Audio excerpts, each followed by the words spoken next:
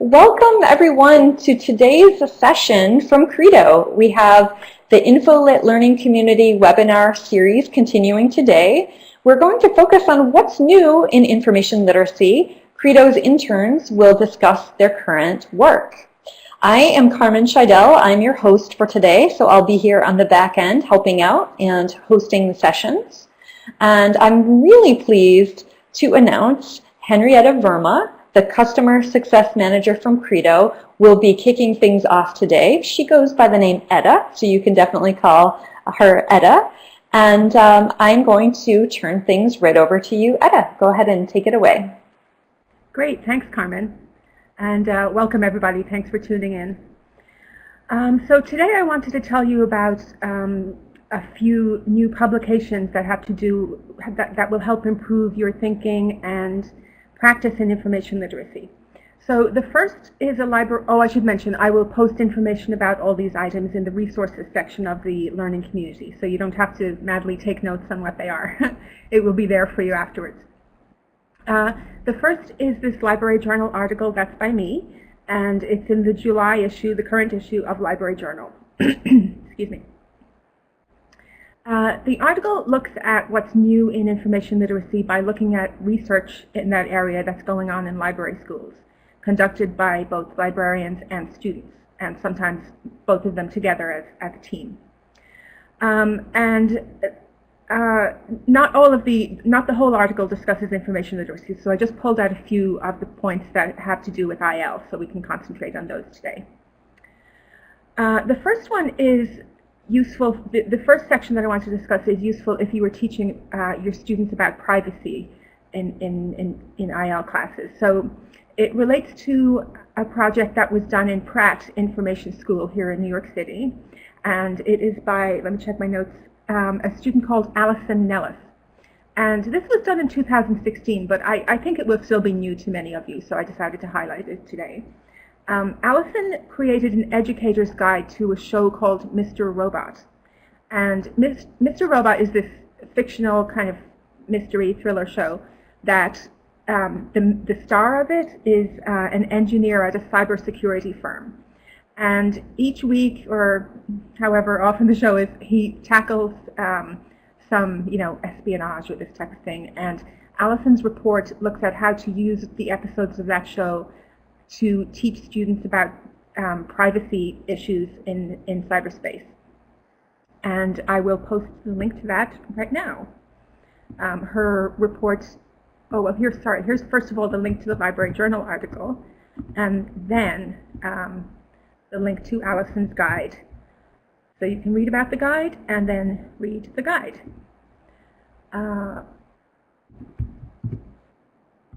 There you go.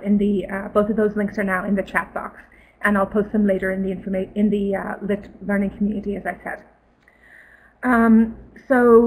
Allison's guide discusses privacy in general, and it also discusses specific privacy ethical guidelines that are broken in each, or transgressed against in each episode, and as well cybersecurity laws. So it's a good resource if your students are getting really deep into privacy issues and want to even look at legislation that's related to that area. This is an excellent guide to try with them. And of course, it can just also inform your own thinking. If you're not ready to use the guide with the students, you can at least read it yourself and become maybe more up to date on privacy if you need to brush up your skills there. The next study that was in my LJ article that you have there in the chat is by a library school student called Jen Kendall. And Jen is a student at the University of Alberta in Edmonton, Canada.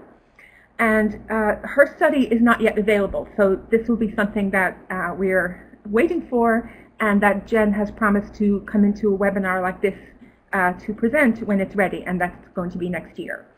So Jen's study looks at library anxiety, which, as you know, is a big problem for many students, and maybe it was a problem for you back when you were a new student. For me, that's 20 years ago, and I was very nervous. So I was interested to read Jen's views on library anxiety among other people that she meets. So her study looks at first year students And among those first-year students, it compares the anxiety levels as measured on a scale that she used. It compares the anxiety among the group of students who are first-generation students who, their other family members didn't go to college, compares them to anxiety among continuing generation students. And Jen hopes that her revelations about what students find anxiety-inducing will help librarians in their day-to-day practice and how the library is designed and how students go about using the library. Jennifer says that she was a first-generation student herself, and she, like me, was a nervous wreck. And she believes that university is hard enough without also having anxiety about the library on top of it. So she hopes to let librarians know how they can help students to become more confident in library use and just even entering the door of the library. I think that will be very valuable research when it comes out. And again, we hope to host Jen here on a webinar in 2019. Interestingly, Jennifer notes that public libraries can benefit from this information as well, because she says that using statistics in her work, she says that first-generation students are more likely to use their public library than their academic one for various reasons, not just because of anxiety about the big, scary academic library, but also because of free parking, just practical issues like parking and the ability to bring your kids into the library while you're working. Much easier to do that in the public library than the academic one. So that was eye-opening for me, and I think will have implications for how people view any possible collaborations between public and academic libraries. The idea that your first-generation students are more heavily using the public library than your one is something to act upon, maybe collaborate with the public library to try to reach those students and let them know that the academic library, first of all, they're paying for it through their tuition, even if they don't use it, so they should use it. And it's not so big and scary. There are librarians there who can help you. So hopefully that anxiety can be a thing of the past, in some places at least, once Jen's ideas are implemented. The last report that I wanted to talk about from my LJ article is by Lisa Hinchliffe. And many of you may know Lisa. She's been on Credo webinars before, and she's a dynamo when it comes to producing research and papers. I don't know how she does it sometimes, but the item that I discussed in the LJ piece is that she wrote, along with two of her library school students, she wrote about first-generation students' misperceptions when it comes to library research. So the librarian involved is Lisa Hinchliffe, and the students are Alison Rand and Gillian Collier. And they used a survey from Library Journal that asked librarians about their experiences with what first-year students, what they perceive wrongly about the library. And then the results of that survey were brought to focus groups of librarians, and the results of those focus groups turned into this paper. And of course, knowing what students don't understand about the library is helpful when designing courses to help them understand about the library. So here are the results. And yes, here's the paper as well. I'll put that in the chat box as well. You don't have to take my word for it. There's the paper. So Lisa Hinchliffe and her students discovered some items that will help you. The survey and the discussions with librarians showed that first-year students believe the following things: that every question has a single answer, that research is a linear, unidirectional process, that Google is a sufficient search tool, that freely available internet resources are sufficient for academic work, all library resources are credible, they are supposed to do their research without assistance, they perceive the library as only a place to get books, they conflate achieving access and information quality, and they believe they are already information literate. So that's a little scary, but good to know. And that was my LJ piece, so you have the link there if you'd like to take a further look. And now I have a few other publications, not by me, that will, I hope, sorry, I'm just looking at the question from Carmen. She's asking in the chat box if you can let us know if you've seen these anxieties in students. So please do let us know in the chat box there. So the first book I wanted to let you know about is produced by ALA Editions. How do I move it into the view here? There we go. It's called Fake News and Alternative Facts, and it's a report from ALA on the problem of, I don't like to call it fake news, let's say disinformation, the problem of disinformation and what to do about it. So I think it's valuable. A lot of times we read about the problem of fake news but not what to do. So this short report talks about the issue, but also offers a lesson plan and other libraries' experiences in dispelling fake news beliefs among their students and teaching students how to spot it out there in the wild. Next is leveraging Wikipedia. I'm moving backwards here. This one is also an ALA Editions book, and again, I'll post the details in the learning community. But so this one is about basically we can't fight Wikipedia. Students use it, you know, we use it.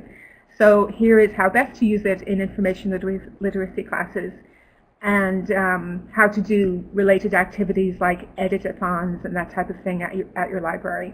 There are, I'm not through this book yet, but it's very good, and there are extensive case studies of libraries that are using Wikipedia successfully as an IL tool. Lastly, here's more of a popular treatment. This is not by ALA. It's The Death of Truth, just published by, authored by Michiko Kakutani, who's an author at the New York Times, a journalist at the New York Times. And this one is more, you know, if you have time. The ALA report is 30 pages long. This is a lot longer. So this is more to inform your background thinking than how to do an IL class. But it discusses how the problem of disinformation is actually decades old and looks at where it sprang from all those years ago. I've already reviewed 2 of these books for Booklist, and the other one is just, the last one I described is just my personal reading. But once the reviews are published by Booklist, I will be able to post them in our information literacy community, and I'm going to do that so that over time we gain a little library of IL book reviews as a resource for you. And that brings me to my 13 minutes. So does anyone have any questions before we move on to the next presenter?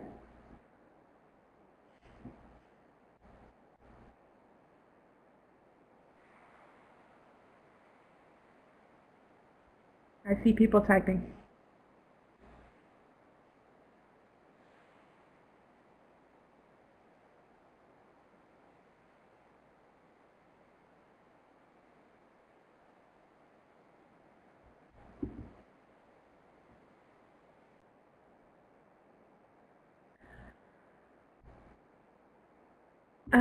I will do that, Shauna. While Shauna Thorup, you probably can see it in the chat box yourselves, but Shauna, one of our librarian customers, hi there, is asking to share the misunderstanding infographic that they created, and I will grab that from the community while one of the interns is giving their speech. Thanks for that reminder, Shauna. Any more questions? You're welcome. Okay, Carmen, I think we're ready for the next Great. which is Alice. Thank you, Etta. So, Alice, you can go ahead and join us. And then if any of you do have follow-up questions for Etta, you can continue to put those in the chat or post them in the learning community. So, Alice, are you with us? Yes, I should be. I don't have my webcam working, but you should be able to hear me over audio. You sound great. And just to let the viewers know, Alice is just joining us on audio today and no video. So Alice, go ahead and take it away. Okay, thanks. So my name's Alice. I'm currently the business librarian at the University of Pittsburgh, and I interned with Credo in 2016, working on the InfoLit modules primarily, and then freelanced with them sort of throughout most of 2017 as well. But today I want to talk about liaisonship in academic libraries, and so I think talking about why I'm talking about this, it's what I do, and it's also was sort of a focus of my library school program. And I think, it's not necessarily something that is always talked about or researched in sort of the academic library school realm. Because it's not really exciting or new or anything like that, but I think that the way our organizations are structured matters a great deal to sort of what we're doing on campus and how we're sort of seen as well. And that being said, it also seems to be a very popular discussion topic among professional associations, discussions, and literature as well, which I'll sort of mention as we go. And just to say, I am sort of defining liaisons very broadly. So really anyone who is assigned to be the primary contact for any specific that is subject specific. It could be something like first-year programs. And they likely would have responsibilities in outreach, reference, instruction, collection development, and maybe more, depending on the specific institution. But sort of a catch-all for a lot of different things. So when I was in school, I went to Pitt and graduated in 2016.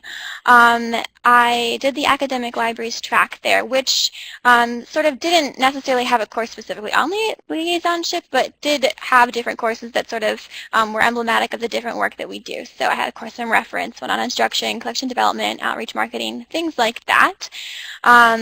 And it was sort of a topic of conversation in some of those classes as well.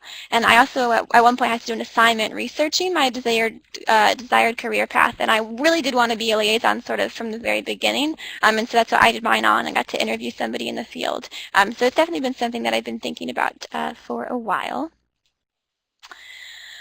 So sort of piggybacking on sort of the introduction and sort of research that's been happening in this space, I just wanted to mention a couple of professors that I had. So Sheila Coral, she researches a lot of different things and specifically focuses on the academic realm and things that are related to liaisons, including sort of the changing nature of liaisonship and the different things that they're up against.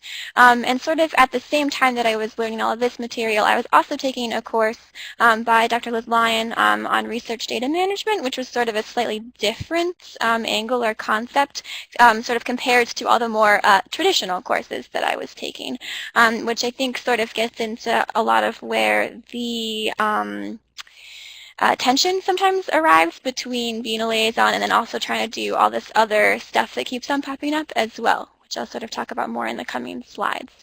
And then this is just sort of a note. I can't say I've extensively researched it, but it does seem that most of the discussions about this topic are occurring among practitioners rather than necessarily scholars. And again, I think it's probably because the scholars are not necessarily as interested in the organizational structure, and those of us who are sort of in it day in and day out are sort of obviously somewhat concerned about that as well.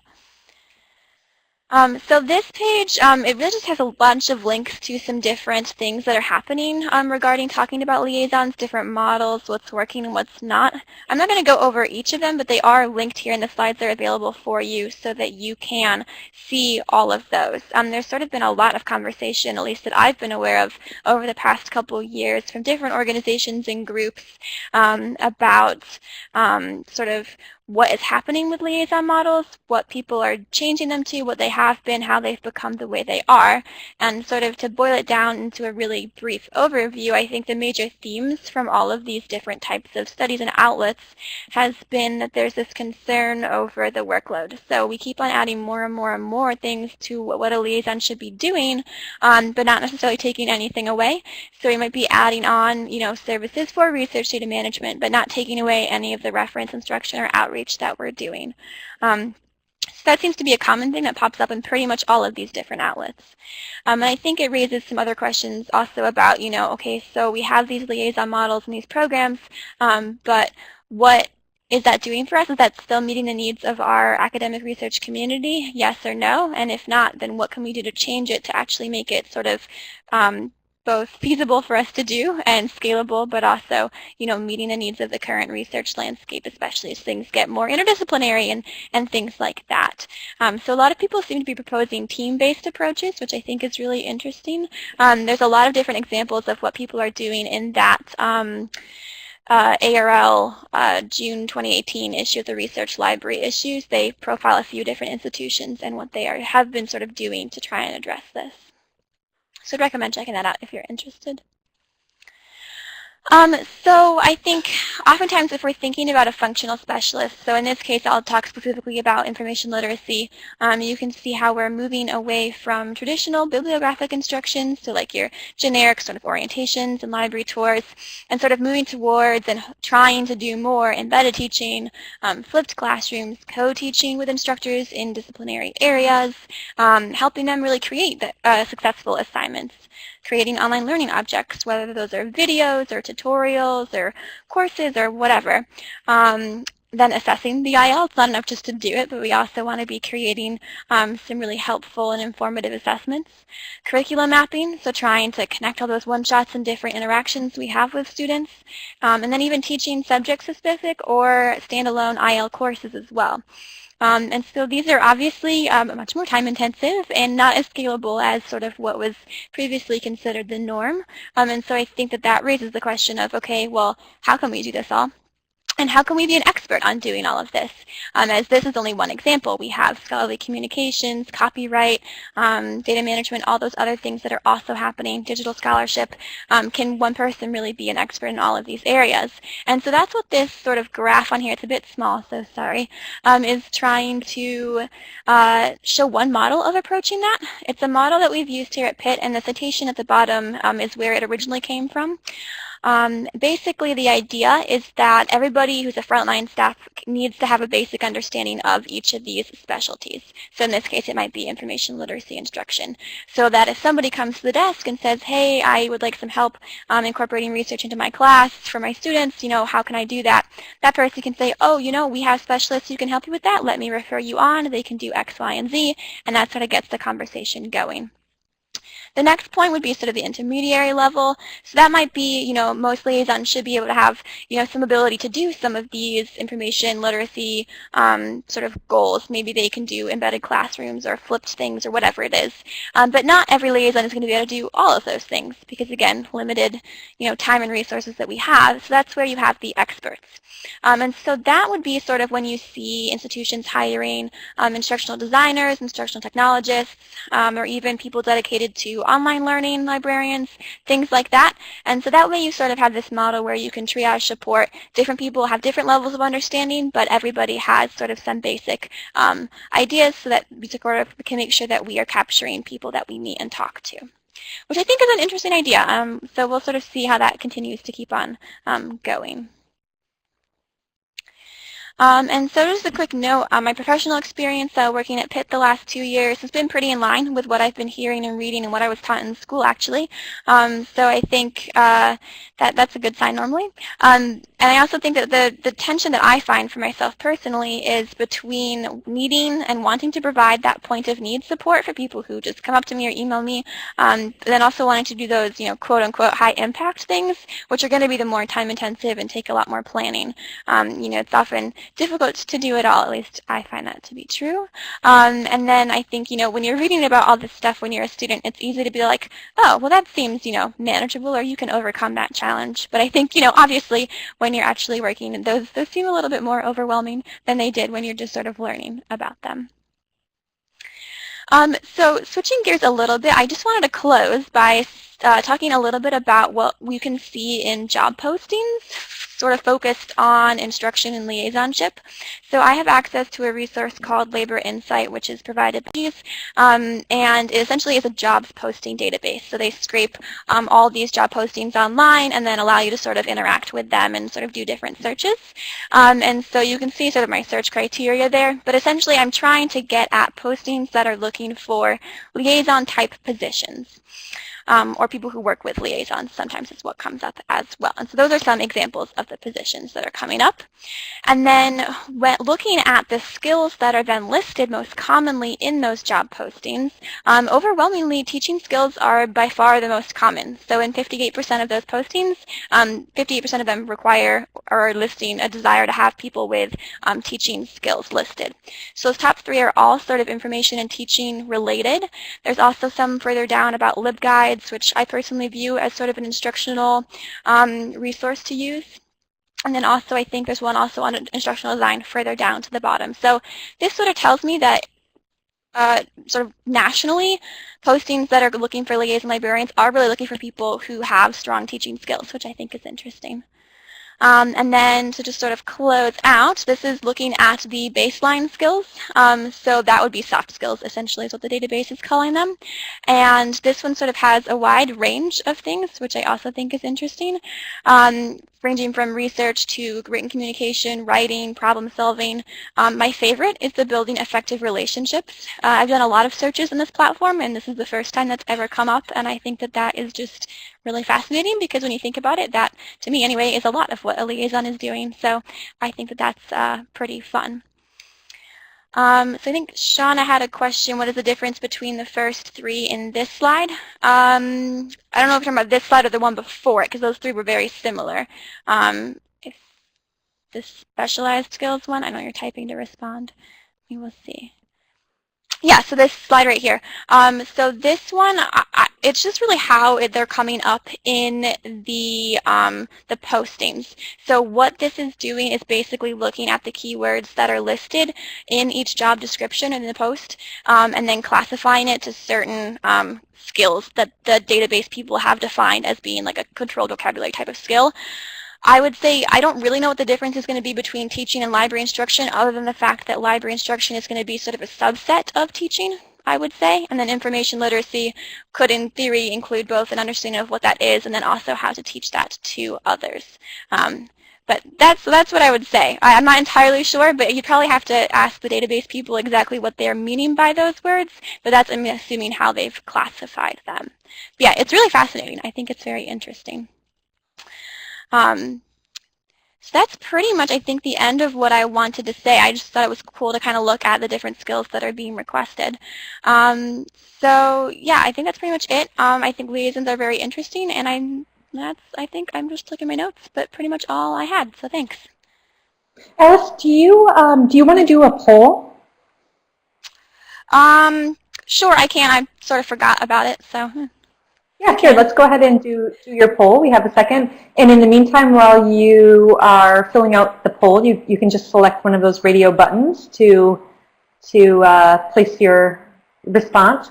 But feel free to add any questions to the chat, and we can, we've got a minute now where we could answer some of those questions.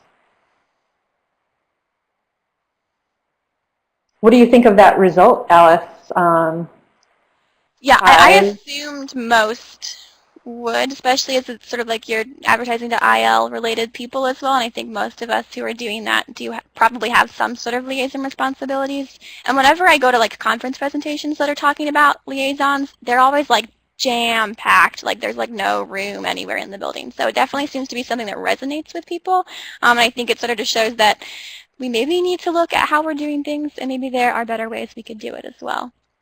And to sort of respond to you, Brandy, yeah, that sounds like a logical guess in terms of what the differences are going to be between teaching and the library instruction. Excellent. Any other questions for Alice before we move on? Alice, you're such a great presenter that even without video, your presentation was very captivating. So nicely done. Thank you so much. Thanks. And if anyone does have additional questions for Alice, you can go ahead and add those to the chat. And in the meantime, why don't we bring on our next presenter, Tessa Gutierrez. So you can go ahead and join us on camera, Tessa, when you're ready. Hi, everyone. I'm really happy to be here with all of you. Welcome, Tessa. Thank you. We're happy to have you. You want to go ahead and turn on your camera?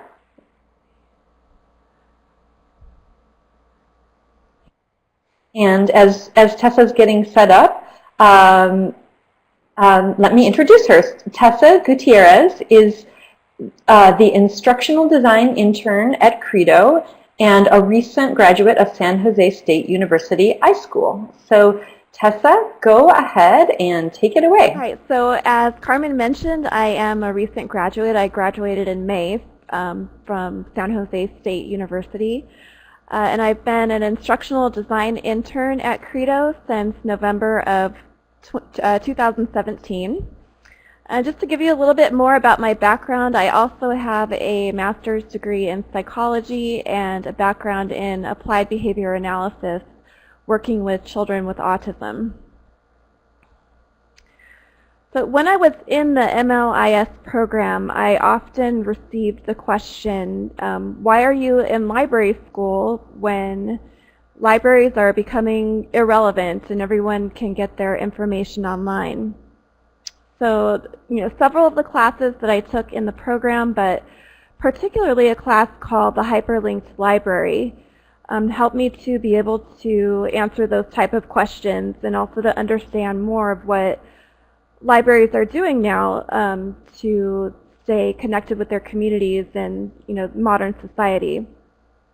So just a note, I'll be using the terms libraries and information organizations interchangeably, although it applies to libraries and other organizations as well. So I'll be focusing on the hyperlinked library model that was developed by my professor, Michael Stevens. The other concepts that I'll talk about, they all fall under the umbrella of the hyperlinked library model. For me, it was very useful to hear and see examples of innovative libraries and library programs, so I'll be sharing some of those with you as well. So starting off with a quote from Michael Stevens, "The hyperlinked library model is welcoming, open, participatory, and incorporates user input and creativity.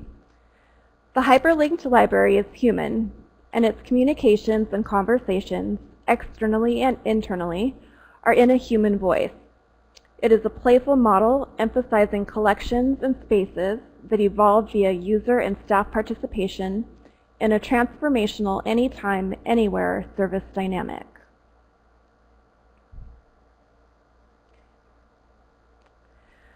So foundational to the hyperlinked library model is the concept of participatory service. In the digital age, there's been a cultural shift in how we interact with information.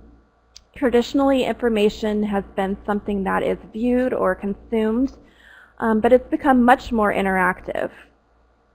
With participatory service, users are involved in planning, engaging in, and evaluating information services, so the entire process is very transparent.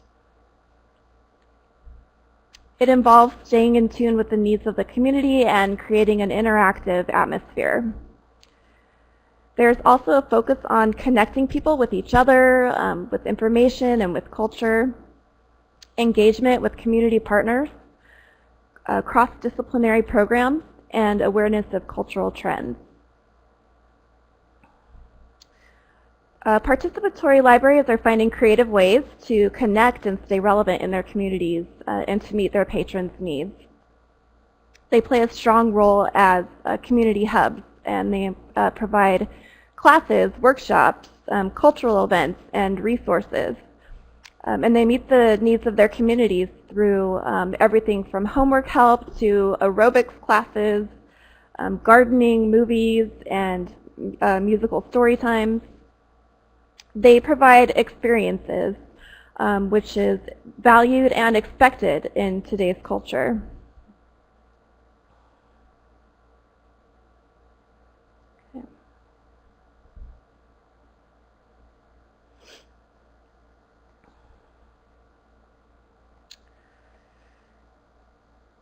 Okay, so between 2004 and 2007, the Transformation Lab in Aarhus Public Library in Denmark to address the question of how to make sure their library holds value for modern patrons. In their process, has helped to identify what works when creating a participatory environment. Their projects included literature, news, music, and exhibition labs, and a community meeting space called The Square.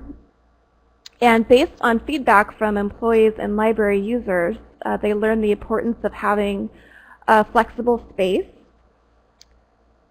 hosting a wide variety of community events, using augmentation, so having mobile technology that interacts within the physical library environment. Networking and partnership between research institutions, businesses, and public institutions. And an environment where users are more visible in the library, so they're active and part of the library experience.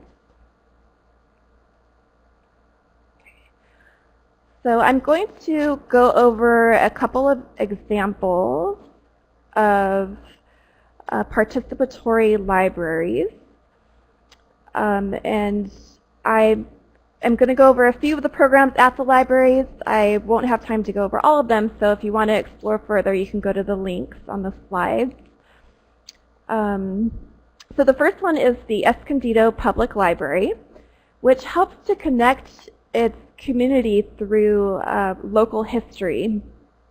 It has an online program called Library U, Y-O-U, that allows patrons to learn and share local knowledge through using and creating videos and podcasts. Their Pioneer Room has a collection of local history and genealogical research materials. And they're currently asking community members for family recipes, stories, and photos for their new project, Recipes of Escondido. They also have a digitized archive collection with finding aids or guides to help users locate materials.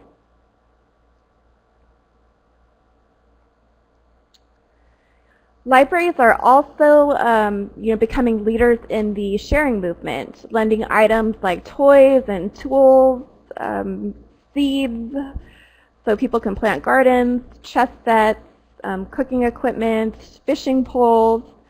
The collections vary depending on donations and community interest. The Sacramento Public Library's Library of Things is one example of this movement. And they have crafting tools, home and yard equipment, and musical instruments available. They've also held scavenger hunts and other activities to encourage use of the library and to connect with their local community. In one hunt, they had families create fairy houses at a local library branch, and then they followed clues to local businesses to find fairies and other fun items to put in their houses. And the event included a magic show and face painting. Their library also includes services for people with autism and other special needs, genealogy assistance, and adult learning services.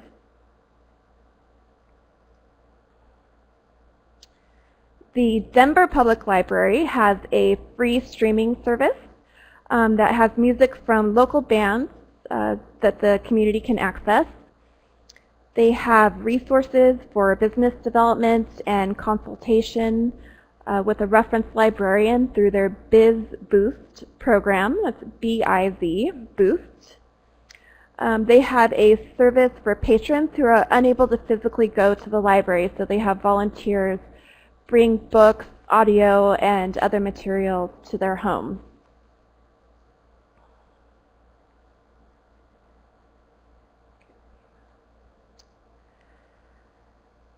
So another way that information organizations can meet community needs is through providing access to technology that patrons may not be able to purchase on their own. For example, virtual reality systems and 3D printers can be tested in the library. Patrons can check out items like e-readers and GPS devices and cameras and robots to practice coding. Or institutions can create access in other ways, like the Prado Museum, who they use 3D printing to create reproductions of paintings that visually impaired patrons were able to touch.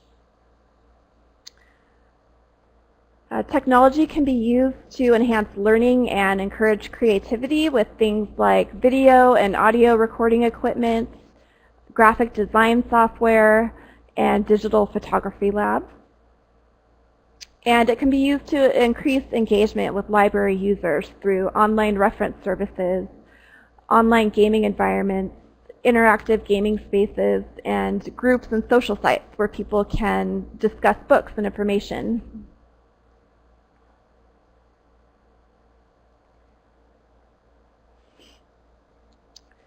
Another component of the hyperlinked library model is expanding the definition of literacy. For example, the Culinary Literacy Center at the Free Library of Philadelphia teaches cooking and nutrition skills and allows patrons to experience a variety of ethnic cuisines. The Madison Public Library in Madison, Wisconsin has the Supper Club, a monthly event where families have dinner at the library with librarians, and they learn about current kids apps and do activities and crafts related to the apps. And the Voices of Race youth program at Skokie Public Library in Chicago teaches kids about a variety of cultures.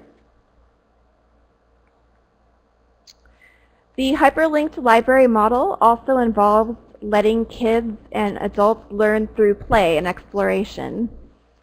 The Richland Library in Columbia, South Carolina has the Lit Room, L-I-T, that creates a multi-sensory storytime experience. The room can be pre-programmed to use light, movement, and sound to enhance a story. Other libraries are setting up play spaces that encourage exploration, cooperative play through toys and manipulative and dramatic play. Adults and kids can learn through things like storytelling events, interest groups, and maker spaces.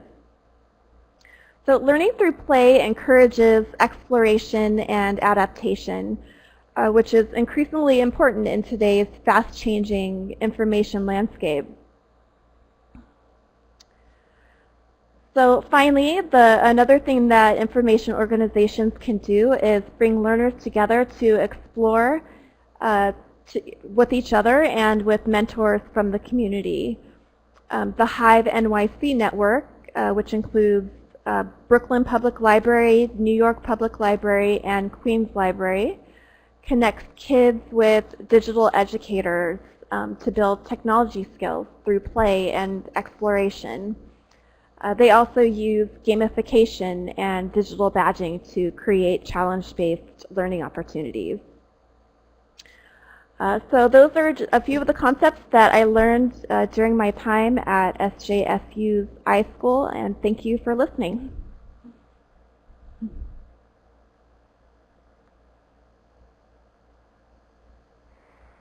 Thank you so much, Tessa. And any questions for Tessa? Just let us know in the chat if you have anything. And Tessa can keep an eye on that. Thank you so much, Tessa. If you want to go ahead and go off camera, and then you can be available on the chat. Thank you. Thank you so much for the great presentation. And let's get set up for our final presentation from Anais Alvarez. Anais, do you want to go ahead and join us on camera? Sure thing. So this is a sound check. Let me know if you can hear me, okay? You sound perfect. It's great. You can go ahead and turn on your camera and we'll be set to go. And let's get your slides up there.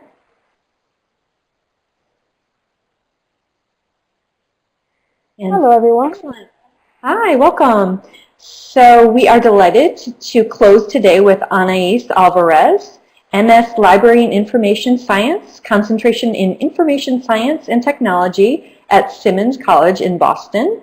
And Anais is the instructional design intern at Simmons College. Simmons College. Thank you so much. Go ahead and take it away, Anais.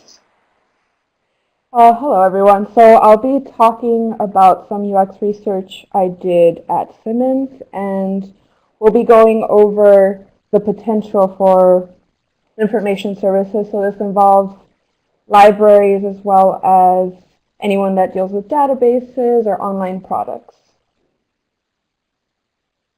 So just to give you a sense of what I did, I conducted research through the user experience course. This is a relatively new course, and it will be continuing for as long as they seem to see it useful. I believe actually the UX course is of utmost importance for all information professionals, and I hope that more LIS programs conduct UX research as part of the SLIS profession. So just so to give you a little overview of what I'll be discussing, I will be talking about the UX tools and methods that we used during this research and how we adapted existing tools for the product we were looking at. We were actually looking at a web-based game. It was meant to crowdsource captions from people online. It was through a local media company, and so they wanted to know how they could make the product better, and so we worked closely with stakeholders. By the end of it, we provided results and recommendations in the form of wireframes. So I'll be talking about what those results and recommendations look like, and by the end of it, you'll kind of get a sense, hopefully, of how you can apply UX principles, tools, and methods to your own work. So just to give you a broad summary of the UX research, we began with objectives and research questions that was primarily coming from our stakeholders, and we combined that with a literature review both in the field of UX as well as other topics. We created several tools, including a persona which helped with recruitment, and moved on to create what we called scenario tasks and questionnaires as part of a script. And don't worry about trying to gather everything here at once. I will be going in depth on these things, and feel free to ask questions. We conducted virtual usability testing sessions. These were done with 5 participants.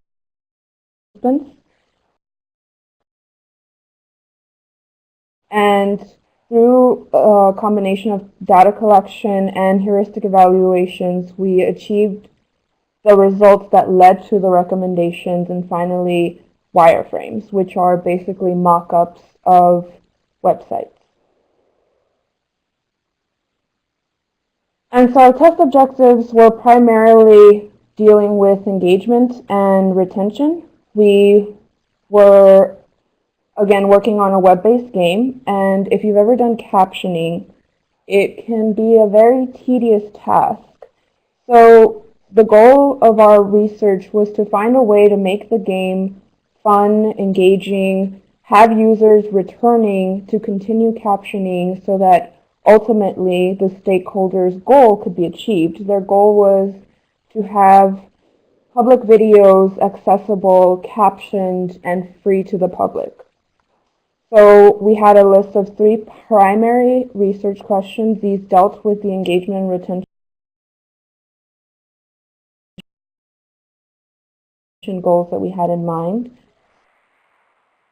Anais, I'm sorry to interrupt you, but your video stream is halting. So what had to do with the usability of the web game for increased user engagement.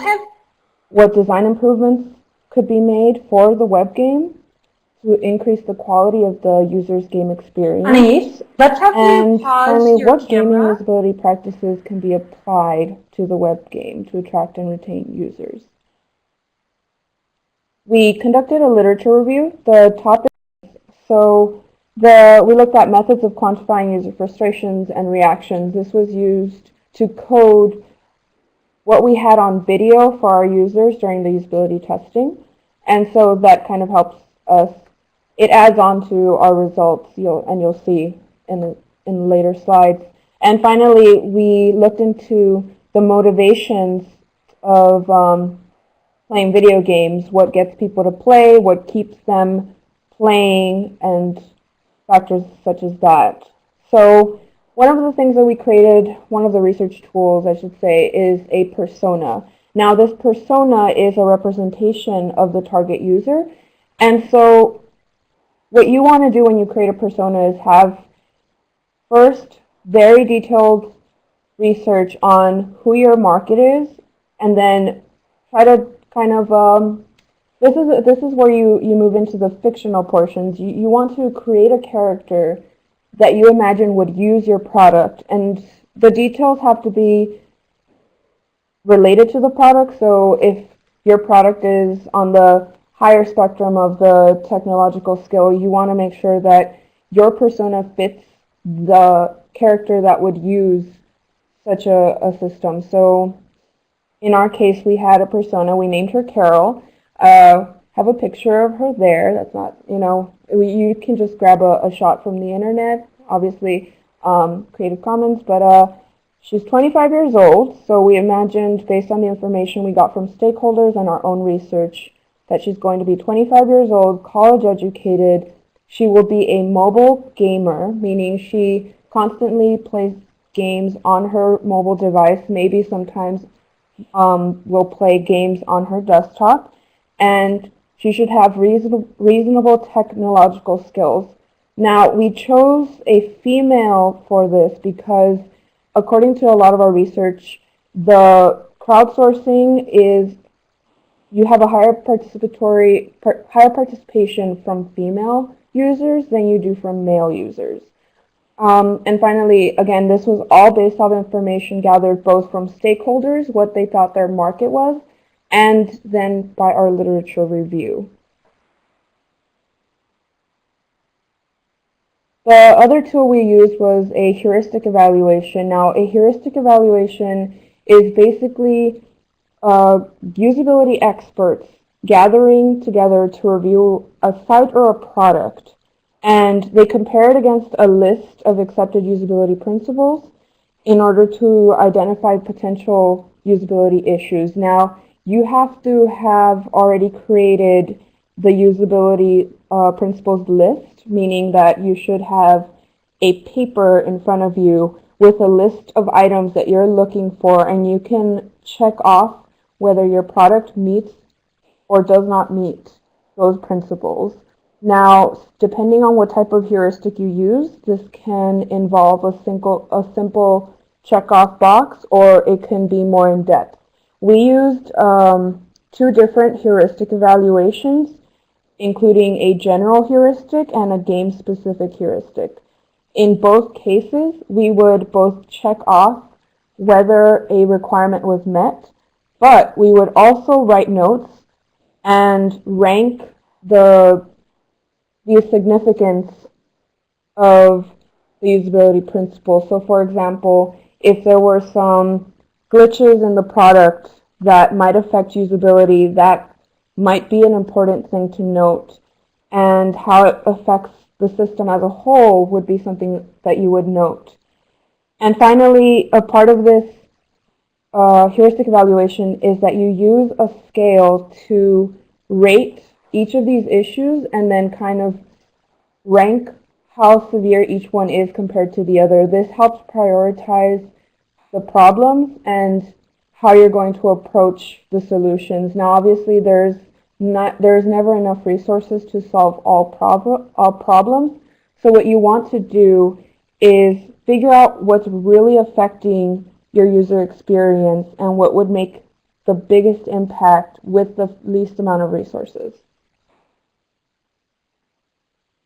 And then we also used usability test session script. What this means is that during usability testing, you have participants complete tasks. This means that you have them move through let's say it's a website, you have them move through the website and you give them a task such as find the home page or figure out how to book a room on this website. And so if they can complete these tasks in, let's say, a certain amount of time, they have shown you whether this website efficiently allows them to complete the task. Now, for gaming, time measurements work a little bit differently, because usually for something like a game, you might want to have users play longer rather than perform tasks quickly. So having them play for a minute and be done is not necessarily what you want. And so a lot of the tasks we had for this web-based game had to be changed for the product. So for the usability test session, you create a script with these tasks, and a moderator uses the script to help the participant move through the test and perform the tasks and answer questions while they are performing the tasks. There are also pre- and post-session questions. The pre- and post-session questions are a combination of demographic information as well as kind of like a satisfaction survey at the end. So also an important note, observers, you can have 1, 2, 3, maybe more observers who are not involved in the moderation and are not seen or heard from by the participant. They will be in the background. They will be looking at what the person is doing, take notes, and kind of keep track of reactions, frustrations, things of that nature. These observers can use the usability test session script in order to keep track of the entire usability test session. And again, this is important because the usability test session can range from 15 minutes to an hour. Ours was actually an hour long, so that script was really important to keep track of everything. So finally, we move into our method. So the actual method of how we conducted this, each usability testing session rather, was that we had the pre-session interview questions, which again included demographic information. We wanted to know about the user's game experience, how much they used their mobile phones to play video games, whether they played video games on a PC, laptop, whatever it may be, and kind of gauge what their background was. And after we had a good understanding of who they were, what kind of user they were, we had them move into think aloud tasks. Think aloud tasks involve moving the user through the web page and having them answer or talk about what they're going to, what they're thinking, what they're feeling.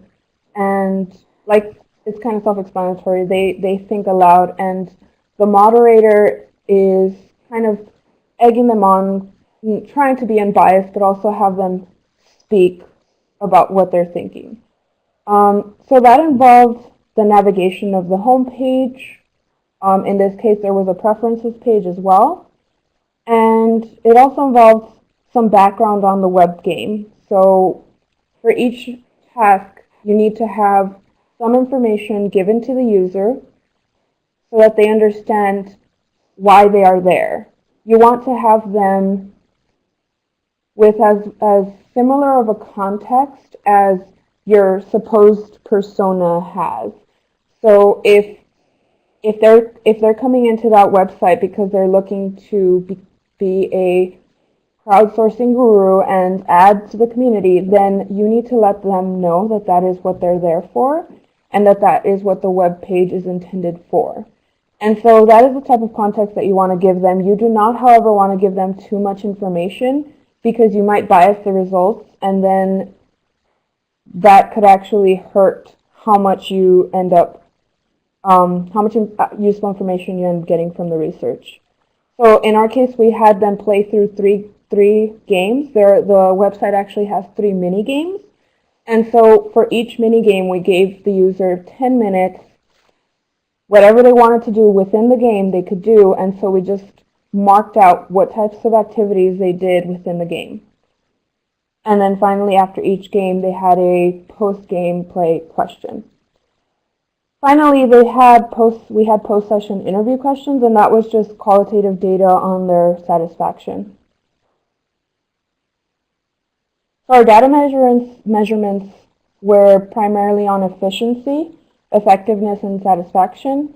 So efficiency is basically when you give them a task, how easily can they do it, but also using the resources that they have. Like if it's a matter of time and you want to have them do it quickly, then that is having them do it slowly means that the product is not efficient. In terms of effectiveness, that's basically, does the product work? If a user is pushing a button because they think that that button takes them back to the home page and it doesn't, that means that that button is not effective. And finally, as I mentioned before, we had measurements of satisfaction. So below those three major categories, we had the different things we were collecting data for, and next to each of those is basically a description of where that data came from: navigation tasks, from gameplay tasks, from some of the qualitative comments, or maybe the post-gameplay questionnaire. So we collected data from several components of our usability research, as well as from some of the qualitative data. So as for results highlights, I think I'm just going to move down to the bottom. So we had one participant say that it felt like this game was made to be fun, but you're just editing transcripts. And that was basically the primary issue, that it was not engaging, it was not fun. Okay, it sounds like we have to end now, so the rest of this presentation will be posted online. And if you have any questions, just look to the bottom and you can contact me or post some questions to the learning community. Anais, thank you so much for wrapping up today's session, and thanks to all of you for joining us. Please see the links posted in the chat to continue today's discussion. We would love to see you in the information, in the InfoLit learning community.